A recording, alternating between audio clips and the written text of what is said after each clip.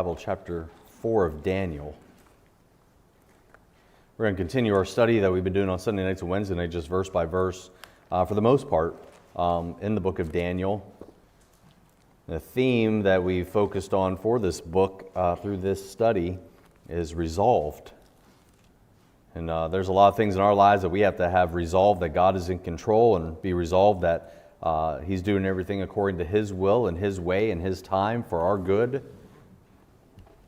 And so we want to consider that, but then we're also learning through the lives of some of the people here and how there was resolve on their parts through what God was doing and what was happening there. And so I'm going to read in verse 19, and then we'll do a little bit of review for the sake of time. We won't go too deep, but we're going to focus here in verse 19 through 26.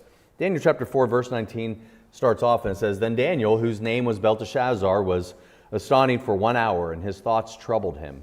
The king spake and said, Belteshazzar, let not the dream or the interpretation thereof trouble thee. Belteshazzar answered and said, My lord, the dream be to them that hate thee, and the interpretation thereof to thine enemies. The tree that thou sawest, which grew and was strong, whose height reached unto the heaven, and the sight thereof to all the earth, whose leaves were fair, and the fruit thereof much, and it was meat for all, under which the beasts of the field dwelt, and upon whose branches the fowls of heaven had their habitation. It is thou, O king, that art grown and become strong, for thy greatness is grown and reacheth unto heaven, and thy dominion to the end of the earth." Verse 23. "And whereas the king saw a watcher and a holy one coming down from heaven, and saying, hew the tree down and destroy it, yet leave the stump of the roots thereof in the earth, even with a band of iron and brass and the tender grass of the field, and let it be wet with the dew of heaven, and let his portion be with the beasts of the field, till 7 times pass over him. This is the interpretation, O king, and this is the decree of the Most High, which is come upon my lord the king." Verse 25. "That they shall drive thee from men, and thy dwelling shall be with the beasts of the field, and they shall make thee to eat grass as oxen, and they shall wet thee with the dew of heaven, and 7 times shall pass over thee, till thou know that the Most High ruleth in the kingdom of men, and give it to whomsoever he will. And whereas they commanded to leave the stump of the tree roots, the kingdom shall be sure unto thee. After that thou shalt have known that the heavens do roll." You're like, what kind of fever dream is this that he had there? And you see Daniel, Belteshazzar, as named by the king, start to interpret the dream. And so I'll take a step back and we'll talk about chapter 4. And the thought of chapter 4 is learning the hard way, and resolve to learn the hard way. And there's going to be times where God is going to teach us some hard lessons in the hard way. We're past the fiery trials in Daniel chapter 3, and we're into chapter 4, learning the hard way. Nope, not there. Okay, take a step back. Nope, 2 steps back. 1 step forward. Another step forward. There we go. And we start off Daniel chapter 4. This is no little cheap joint we run here. This is the edge of technology. But we see here that what started for the king in chapter 4 at the very beginning, we looked at what last Wednesday, was an agitated spirit. He had this dream. It left him very troubled, more so than the dream he had in chapter 2. And in that dream, God was dealing with the king's pride. And the real thought of this chapter is, that's the lesson that's being learned the hard way, is how pride, when it gets a hold of our lives, can cause us a lot of problems, not just in ourselves, but problems with God. God, He vehemently hates pride. He's so far against pride. And pride is in every single one of us in various different things at various different times. And even when we think we are the most justified in our position, we can let pride get in the way of those things. Sure. Pride has nothing to do with you being wrong or right. Pride exists when you're right about something. It exists when you're wrong about something. It can exist in so many different ways and forms at times, but pride is never acceptable in the eyes of God. And we looked in Daniel chapter 4 and verses 1 through 4 about this false humility that the king had. And he was claiming all these things that he had, and it was all by God's hand. I mean, after all, he recognized the God in Daniel chapter 3 through the fiery furnace. He recognized the God in Daniel chapter 2 after the interpretation of a dream, but yet he took a lot of credit for all that he was able to accomplish, and God was not the one. It was a very, what sounded like it was humility was actually him bragging about what he did. And then he attached God's name onto it. When we attach God's name onto things, we're still taking credit for it. He either has credit or no credit. He is either glorified and magnified, or we are doing that for ourselves. And then we saw a little bit in the chapter how Daniel, or how the king went back into his familiar habits. In that dream that he had that scared him so much, he did exactly the same thing. After recognizing God and all that he did, so to speak, he still called them the magicians, the sorcerers, and everybody else to interpret the dream. And then he finally got to Daniel. And then when Daniel came, this is right before where we just picked up at, there was a fearful hearkening. And that was Daniel being put in position once again to describe what this dream was that the king had. And this dream was given by God to a lost king, a wicked ruler, to teach him an important lesson. And so when we get into chapter 4 and verse 19, we now enter into a very dangerous situation. The king is finding himself in a dangerous place. And this dangerous situation that the king is in is that he's going to be told once again that he is in this dream just like he was before with the image. Anybody remember what part of the body he was in that image, Miss Mariana? He was the head. And that head was not the last part of that dream. It was the very beginning. Everything else came after, and then all of it at the end was destroyed. The king was trying to establish his kingdom to change the future of what God was planning to do. That's what we experienced in Daniel chapter 3. Now in chapter 4, God visits him again with this dream. And the dangerous situation that the king is in is that he's being confronted again by God through a dream in which God is trying to deal with him. Now, I'll give God credit here. What a great and merciful, good God that we have, that he would even give a lost person more chances. He's under no obligation. It's not his child. He has no relationship with him outside of the creation. But yet, there is a remnant. Daniel and the 3 Hebrew men are there. In this case, Daniel is the focus in chapter 4.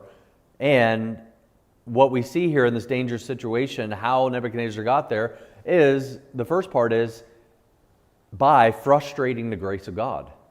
He was frustrating God's grace. You say, how can you frustrate the grace of God? Well, let's take a look again. Look at verse 19. Then Daniel, whose name was Belteshazzar, was astonished for 1 hour, and his thoughts troubled him. The king spake and said, Belteshazzar, let not the dream or the interpretation thereof trouble thee.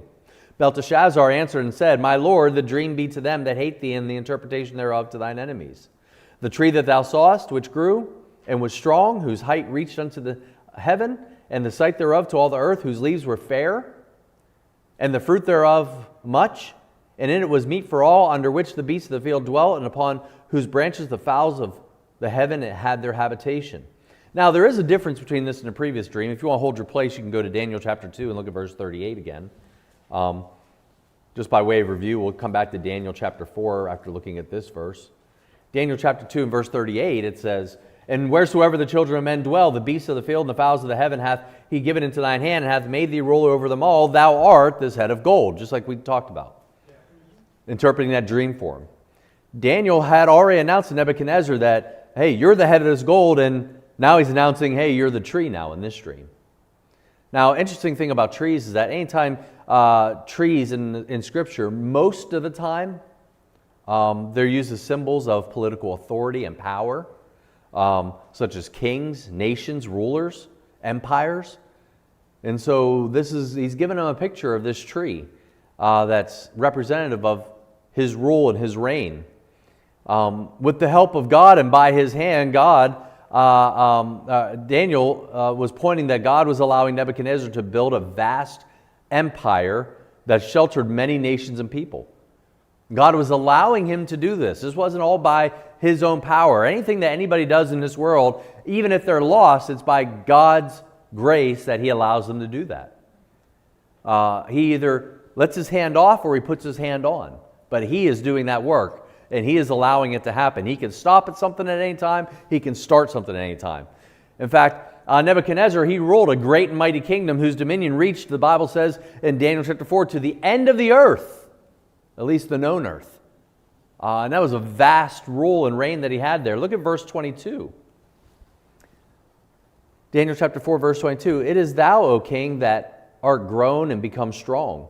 For thy greatness is grown, and reacheth unto heaven, and thy dominion to the end of the earth. God is so good, even to a lost person. We understand that as a Christian. He's so good to us.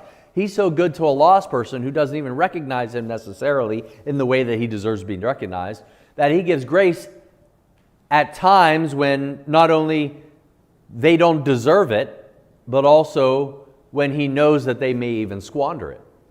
That's how good God is. You say, why would he do that? Why would God give grace when they don't even recognize him as the authority in all things? You say, Nebuchadnezzar, he said it in chapter 2, chapter 3, just like we talked about. Yeah, but he never lived it consistently. He recognized it as their God. He didn't say my God. It was always theirs. It was always them. And he says, I'll add them to the collection, but he's not exclusively God. So why would God allow that to continue on through the life of Nebuchadnezzar? It's amazing. You say, why does God allow bad things happen in this world? Why does he allow wicked rulers to rule and reign? Why is there wicked rulers in other countries that are closed off to the gospel, that people are killed and beheaded for the sake of Christ? Why does he allow them to continue on? Because his plan is still working. It's still going on. Even with them in place, God's will is still happening. He's still allowing of it. And even those who think they rule all things, God says, no. You may think you have a land or a people or a nation, but it's only by my hand. By the way, God rules the whole galaxy. God's in control of all things. We don't need to despair and fear what's going on. Doesn't mean we have to like what's going on, but it doesn't mean we have to be afraid or fearful or angry about all things as if there's no hope and God's not in control. But God's plan is always working, even in spite of us, even in spite of lost people. His plan is still going according to plan. And that brings us to his prideful heart. Now, hold your place and go to Galatians chapter 2, please. Galatians chapter 2. Now, seeing that God's plan was at work, the king was doing all he could, whether he realized it or not, to frustrate the grace that God had given and allowing him to do all that he was doing. That's an odd phrase, but actually that phrase, frustrate the grace of God, is found only one time in Scripture, and it's in the book of Galatians. That it is possible for us as people, as mankind, and even as his children, potentially, even though we're not talking about Nebuchadnezzar as God's child, to frustrate the grace of God. You see, the book of Galatians, it was written to those believers who were struggling with the balance of works adding to salvation.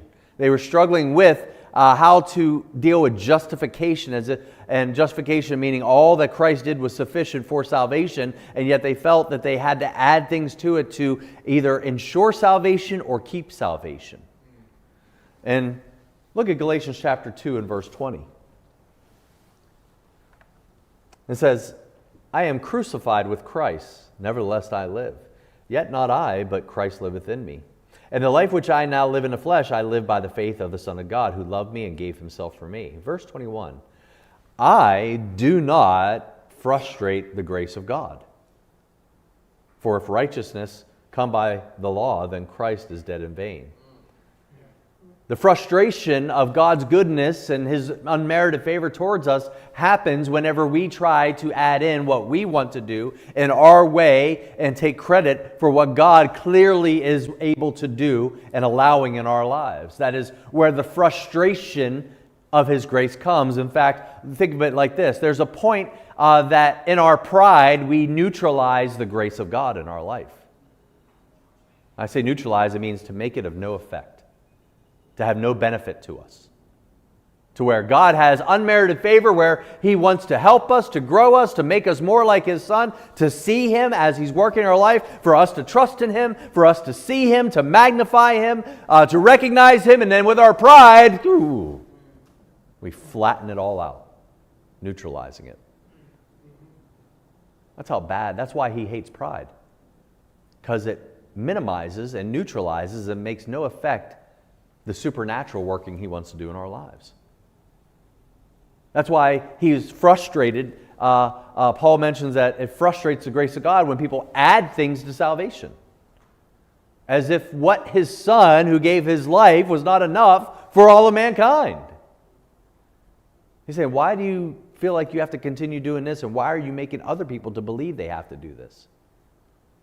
I believe it's frustrating for one person to believe that, but it would have to be tenfold frustrating to have that one person believing you have to add works to salvation to tell others they need to do the same. Because now you're a purveyor of that. You're a preacher of that. You're a prophet of those things. You're frustrating God's grace. That's a very dangerous place to be in. Right. Because that's pride, and not just pride and puffing up of self, and insistence upon your way and not God's way, but it's also the work of that pride and making God's grace of no effect. Wasteful. Squandering. And just purposely going about it.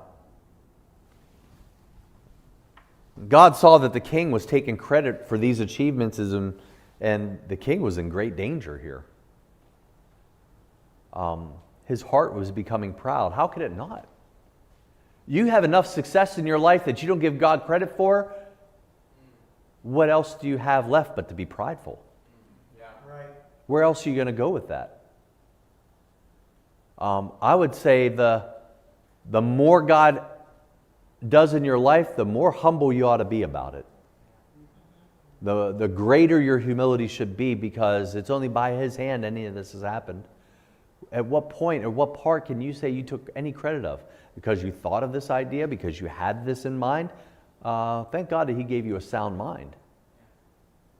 There's so many ways that we have to, on purpose, work at recognizing what God is doing in our lives and what He's allowed us. I'd rather be in a place where I just take a step back and be overwhelmed by how God is so good to me and takes care of me, than to think that I've done any of it and I've helped God in any way. I'm not helping God. In fact, I worry more about me hurting God than I worry about me helping God. I realize my potential to hurt God is greater than my ability to help God. He doesn't need my help.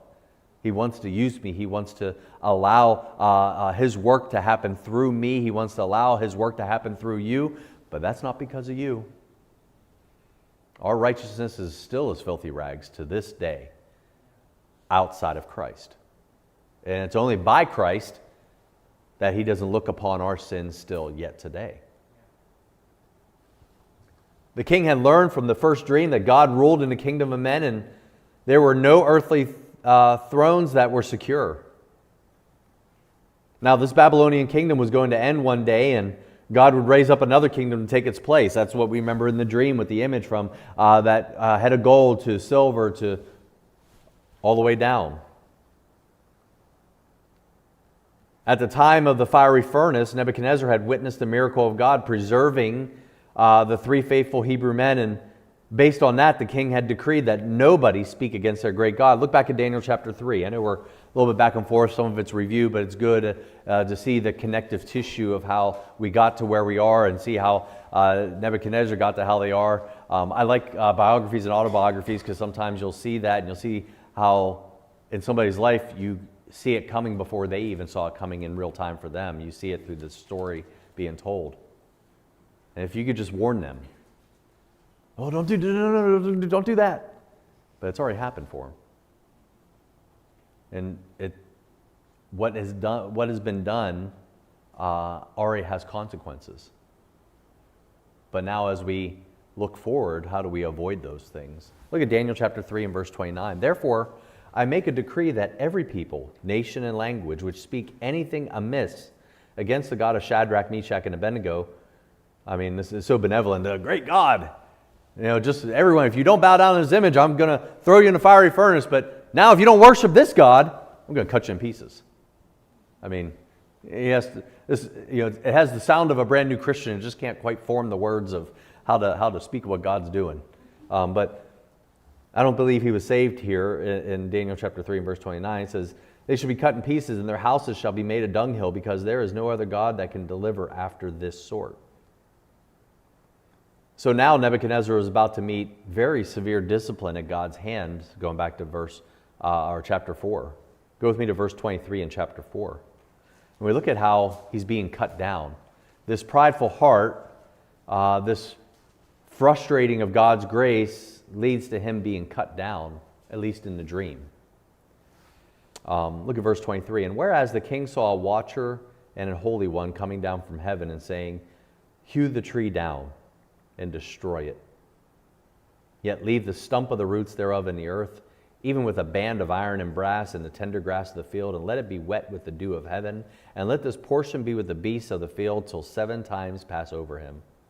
This is the interpretation, O king, and this is the decree of the Most High, which has come upon my lord the king, that they shall drive thee from men, and thy dwelling shall be with the beasts of the field, and they shall make thee to eat grass as oxen, and they shall wet thee with the dew of heaven, and 7 times shall pass over thee, till thou know that the Most High ruleth in the kingdom of men, and giveth it to whomsoever he will.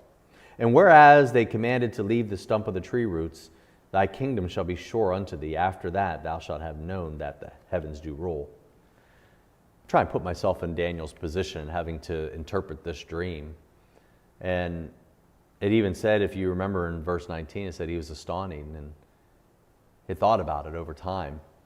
He took time to think about it. He took an hour before he even spoke about this dream. Daniel was very careful about his words. He was careful about how he came across things. He wasn't sitting there, it doesn't say that he sat there and was trying to figure out what this dream was. He was just trying to figure out how to convey that to someone as brutal, as wicked, as maniacal as that king could be. And perhaps even thinking about how to say this in a way that allowed him to not be hurtful to the king, but try and be helpful to the king. Remember, this is God's prophet. He's trying to relay a message from God. Now, the cutting and trimming of the tree symbolized Nebuchadnezzar's disgrace and essentially his removal from the throne. This is the vision through the dream that God was going to get Nebuchadnezzar out and deal with him because of his pride, because of his wickedness. That stump being left was a promise that Nebuchadnezzar would one day reign again. And it's possible that maybe even the banding of the stump was left there as a mark by God and protected by him until his purposes for the king were fulfilled. He says for 7 times, he's talking about 7 years, the king lived like a beast. We'll see that in a little bit. He was there eating grass. It wasn't just displacing the kingdom and returning it all back. No. This was abasing someone as far down as they could be abased, essentially, and still live. Sometimes the worst punishment is not death. It's sometimes living a life of shame before death. Death and eternity of hell is horrible punishment, but horrible punishment beyond that is living in shame in God's judgment than that horrible death. Now, the king lived like a beast. He was eating grass and feeling the forces of nature against his body, the dew, and lived outside of all of the pleasantries and all the comforts that he once had in the kingdom and the palace and the empire of Babylon. And years later, Daniel would even tell Nebuchadnezzar's grandson, Belshazzar, that his grandfather had lived with the wild donkeys. Go ahead to Daniel 5. I'll spoil this next chapter for you. Look at verse 21. Daniel's telling the grandson of Nebuchadnezzar, Belshazzar, that Grandpa, he was living with donkeys. He says in verse 21, and he was driven from the sons of men, and his heart was made like the beasts, and his dwelling was with the wild asses. They fed him with grass like oxen, and his body was wet with the dew of heaven, till he knew that the Most High God ruled in the kingdom of men, and that he appointeth over it whomsoever he will. You think about that message Daniel had to give. A very inconvenient truth. You know, you think about that for us in the Christian life and talking to others in ministry, soul winning, so many other times. You know, there's never a time we should hide the truth for somebody, the truth of God's word from someone. Oh, it's okay, don't worry about it. No, it's not okay. They need to know it. Yeah. We should never, ever be in a place where we hide the truth from somebody who's in sin, even when it's unpleasant. But I will say, you ought to work at tactfulness. You should always strive to be tactful, but you never are tactful at the expense of truth. There's some times that you're going to have to say to somebody, hey, your house is on fire! Because nobody knocks on the door and says, hey, I don't know, I don't want to bother you, but I don't know if it's going to be a big deal, but you know, the back half of your house is on fire. I don't know if you want to do anything about that. No, if we see a problem, we're going to scream. We're going to get their attention. We're going to jump up. We're going to let them know something's wrong. Yeah, right. Don't do it. If you see somebody getting engrossed in, you ought to get their attention. Remember as a kid, anybody teach you how to, I don't know why they taught us, if you ever catch yourself on fire, it's like, how often does that happen in life? But I bet you haven't forgot what you've been told to do if you find yourself caught on fire. What should you do? Repeat it after me. Amazing, right? Anybody catch themselves on fire to any degree where you had to do that? But it stuck with you, didn't it? Stop, drop, and roll. I mean, that's as second nature as breathing to know what to do there. When we have the truth, and we have the ability to convey the truth, when you see something going bad, you need to stop it as quick as you can. And there's times where you need to be tactful. Other times you just need to get people's attention.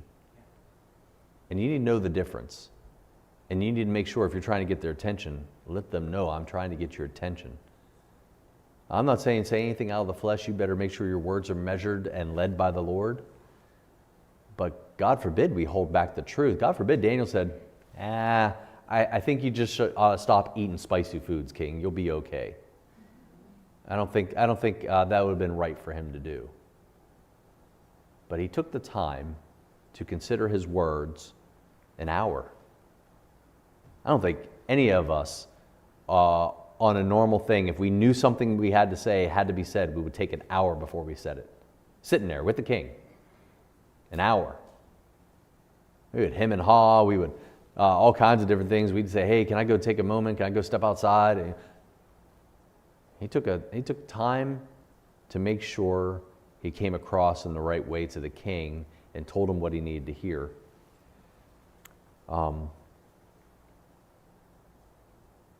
And the reason why is that he had to have cared for the king in some way. There was some amount of care he gave to the king, and definitely care he gave to the Lord's message. And it's quite possible Daniel saw the king in such a bad position that he needed to get his attention. Because God doesn't tolerate those who want to commandeer or usurp his authority. He doesn't tolerate that. God doesn't like sharing his authority with anyone unless it's delegated to someone. This lesson that God wanted the king to learn is that, very much the same that we need to learn today is that God alone is sovereign and will not permit us to take credit for his works. He will stop us in our tracks, and you can guarantee he will not allow his grace to be neutralized by our pride, or our pride to be taken over to where we've made it all about us and nothing about him. And how dare would we, as his children, even think of doing that? I think we as his creation, we're subject to him. He's the King of Kings. When we refuse to submit ourselves to God as creatures made in his image, we're in very grave danger of descending to the level of animals. Now, that's the part that gets me is into animals. And I got to thinking, like, why? Why animal? And I started looking in this world and what we have here, and the people that have rejected God the most and are so vehemently and overtly against God, almost in some ways, and I think about it, their behavior is not much different than the animals. You know, there's people in this day that they surgically cut their tongue in the middle to have a snake-like tongue. They tattoo scales on their face to give them reptilian features. There's some that call themselves furries and other different kinds of names to take on the characteristics of animals. Why? Why does that happen? It's always been happening. God has given them over to a reprobate mind to the extent that they are like animals. I never connected that dot before. That kind of caught my attention. When people, even people who are this culture of today that you can't even have a intellectual discourse, you can't have a conversation without somebody getting so triggered is their word, so shaken, so disturbed that they just can't do nothing but scream in your face. Throw tantrums in front of you. As if they're animals. And I'm not trying to be harsh about anybody and calling anybody an animal. I think calling somebody an animal is, imagine somebody calling you, you filthy animal. That's probably some of the most offensive things you could say to somebody. You're dehumanizing them when you do that. You destroy their personal worth and value. You destroy the image that God created if you were to call somebody like that. But when they act like that, and they've turned their lives around into that, and they adopt that to the point that they want that, you have to ask yourself, how do you get to that place? And the only thing I can come back to is God, because of their pride, has let them have their way, which is not to bear the image of him, but bear the image of the creatures that are not even tripartite beings. They don't have body, soul, and spirit. They're bipartite. They have no soul, as if they had no soul when he gives them over like that. I'm not saying they don't, because they do. They do punish in hell because they are still created by God. But they take on the attributes and features of animals. Now, will we see people across the street at the post office parking lot grazing on grass? No. But we see people doing some weird things nowadays. And I can't help but wonder if that's God cutting people down because their pride is so high. And they don't even know it. My dogs, they prance around like they've done something good, and they have no idea I'm mad at them about things. They come home, when I come home, they're that's why we love dogs, right? They're so happy to see you. They don't know what they're happy about. They're just happy to see you.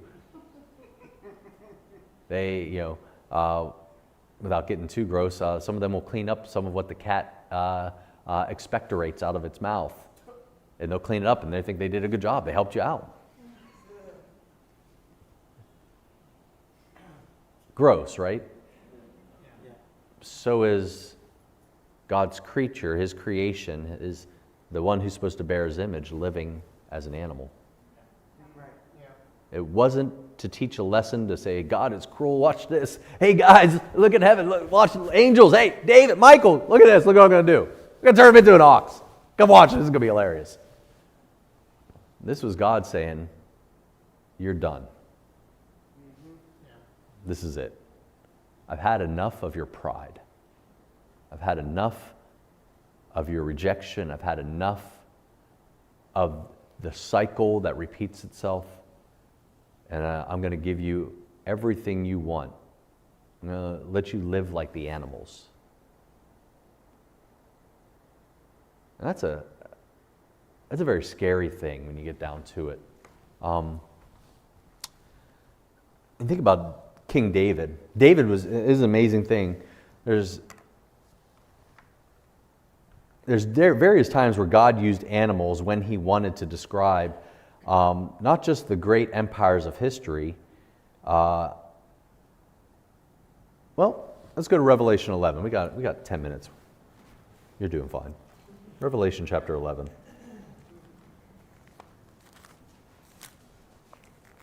I'll take a step back from David, and we'll get back to him in a second, but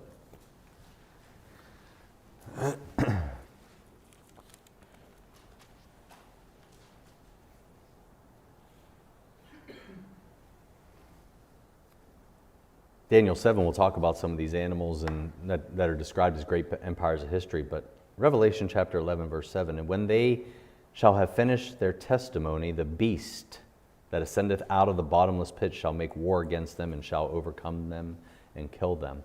The last great world dictator is called the beast. Animal. Vehemently against God, prideful in every way. The antithesis of God and his holy nature, beast. That makes me believe that there's a herd being cast down and turned into or allowed to by God that are making way for the beast to rule the kingdom, the animal kingdom. I'm not trying to get hooky spooky about Revelation. I'm not trying to add anything new. I'm just saying where there's smoke, there's fire, and it's not an accident why these things come to play. As believers, we need to be very careful when leaving God out of our lives and resisting his will. When we leave him out of our lives, when we resist his will, we come at risk of descending to animal-like behaviors. Go to Psalm 32. Psalm 32.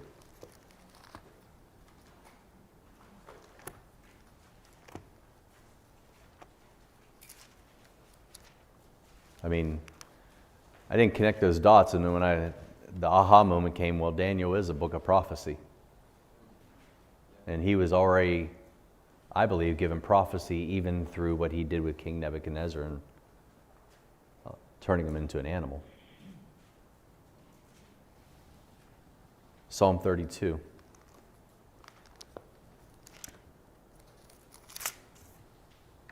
Look at verse 9. Be ye not as the horse. He's saying, hey, don't be like a horse. Yeah. That's a weird thing. Be ye not as the horse. Or what? As the mule, which have no understanding. I believe those people that turn themselves into animals, there's no reconciling with them. There's no talking to them. There's no trying to have them make sense of things. Whose mouth must be held in with bit and bridle, lest they come near unto thee. Many sorrows shall be to the wicked, but he that trusteth in the Lord, mercy shall compass him about. Be glad in the Lord and rejoice, ye righteous, and shout for joy, all ye that are upright in heart. King David was given a similar warning, in fact, because there was a time when he was guilty of acting like a horse or a mule. David was very impulsive, much like a horse can be. He rushed into sin when he committed adultery with Bathsheba. And then he was very much like a stubborn mule when he persisted down that path of covering up his sin and going on like there was nothing wrong. He delayed in confessing his sin and repenting of it. You say, even King David. So if it can happen to King David, what could stop us from potentially allowing our pride to rule our hearts and run away from God? Yeah. I know Christians that I thought were better Christians than me by far that gave up on God, and today you wouldn't even know they were saved. If they are, I don't even know. I'm amazed that there not just out of the ministry, but they are not anywhere near on terms with God.